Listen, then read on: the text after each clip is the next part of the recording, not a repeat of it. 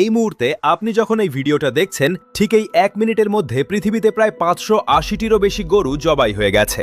কোনো প্রতিবাদ নেই, কোনো ব্যানার নেই, কোনো মিডিয়া কভারেজ নেই। কিন্তু বছরে একবার কুরবানির ঈদ আসলেই হঠাৎ সব বদলে যায়। প্রাণী অধিকারের কথা উঠে আসে, মিডিয়া সরগরম হয়, আন্দোলন শুরু হয়। কেন এই দ্বিমুখী আচরণ? গরুকে ঘিরে পৃথিবীতে আসলে কত বড় অর্থনীতি? আর হঠাৎ যদি গরু জবাই বন্ধ হয়ে যায় তাহলে কি ঘটবে? এই প্রশ্নগুলোর উত্তর আজকে আপনাকে এতটাই অবাক করবে যে ভিডিওটা শেষ না করে উঠতে পারবেন না।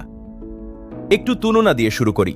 বাংলাদেশের পুরো জাতীয় বাজেট প্রায় 7,97,000 কোটি টাকা, আর শুধু গরুর মাংসের বৈশ্বিক বাজার হলো প্রায় 62 লক্ষ কোটি টাকা। মানে বাংলাদেশের জাতীয় বাজেটের প্রায় 8 গুণ শুধু মাংসে। দুধ, চামড়া, হাড়, ওষুধ শিল্প মিলিয়ে এই অর্থনীতি আরও বিশাল। আমেরিকায় প্রতি বছর 3 কোটিরও বেশি গরু শুধু মাংসের জন্য প্রক্রিয়া করা হয়। ম্যাকডোনাল্ডস, বার্গার কিং এই বিশাল ফাস্ট ফুড সাম্রাজ্যের মূল কাঁচামাল গরুর মাংসই। অস্ট্রেলিয়া প্রতি বছর প্রায় 15 থেকে 16,000 কোটি টাকার গরুর মাংস বিদেশে রপ্তানি করে। এই দেশগুলো গরু জবাই নিয়ে কোনো নৈতিক প্রশ্ন তোলে না, কারণ এটা তাদের অর্থনীতির মেরুদণ্ড। এখন একটা গুরুত্বপূর্ণ কথা, শুধু মুসলিমরাই গরু জবাই করে না। নেপালে গরিমাই উৎসবে লক্ষাধিক পশু জবাই হয়। ফিলিপাইনে খ্রিস্টান উৎসবে গরু জবাই সাধারণ ঐতিহ্য। আফ্রিকার বহু দেশে ধর্মীয় উৎসবে হাজার হাজার গরু জবাই হয়, কিন্তু এগুলো নিয়ে কেউ কথা বলে না। শুধু কুরবানির ঈদ এলেই আলোচনা শুরু হয়। কারণটা কি প্রাণীর প্রতি ভালোবাসা, নাকি অন্য কিছু? এবার ভারতের কথায় আসি। এই অংশটা মনোযোগ দিয়ে শুনুন। ভারতে কট্টর হিন্দু মৌলবাদী গোষ্ঠীগুলো বছরের পর বছর মুসলিমদের গরু কুরবানিতে বাধা দিয়ে আসছে। দাবি একটাই, গরু আমাদের মা। কিন্তু সেই ভারতেই প্রতি বছর প্রায় 48,000 কোটি টাকার গরুর মাংস বিদেশে রপ্তানি করে। একসময় গরুর মাংস রপ্তানিতে ভারত ছিল বিশ্বের 1 নম্বর দেশ।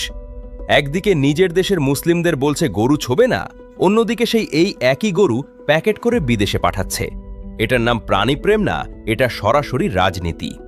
এখন শেষ প্রশ্ন, হঠাৎ যদি গরু জবাই সম্পূর্ণ বন্ধ হয়ে যায় তাহলে কি হবে? মুরগি আর মাছের দাম রাতারাতি দ্বিগুণ তিনগুণ হবে। সাধারণ মানুষের প্রোটিন কেনাই কঠিন হয়ে যাবে। চামড়া শিল্প কাঁচামাল হারাবে। ইনসুলিন সহ অনেক জীবন রক্ষাকারী ওষুধের উৎপাদন থমকে যাবে। আর কৃষক থেকে শুরু করে কারখানার শ্রমিক পর্যন্ত কোটি কোটি মানুষ রাতারাতি বেকার হয়ে পড়বেন। গরু শুধু একটা প্রাণী না, এটা কোটি মানুষের জীবন আর জীবিকা। তাহলে বিষয়টা পরিষ্কার, গরু নিয়ে যে আবেগ দেখানো হয় সেটা প্রাণীর জন্য না, সেটা একটা বিশেষ ধর্মকে টার্গেট করার রাজনীতি। আর যারা এই রাজনীতি করে তারাই আবার সেই গরুর মাংস প্যাকেট করে বিদেশে পাঠায়। সত্যিটা এটাই। ভিডিওটা যদি কাজে লেগে থাকে একটা লাইক দিন, চ্যানেলে নতুন হলে সাবস্ক্রাইব করে রাখুন, আর কমেন্টে জানান ভারতের এই দ্বিচারিতা কিভাবে দেখছেন। দেখা হবে পরের পর্বে।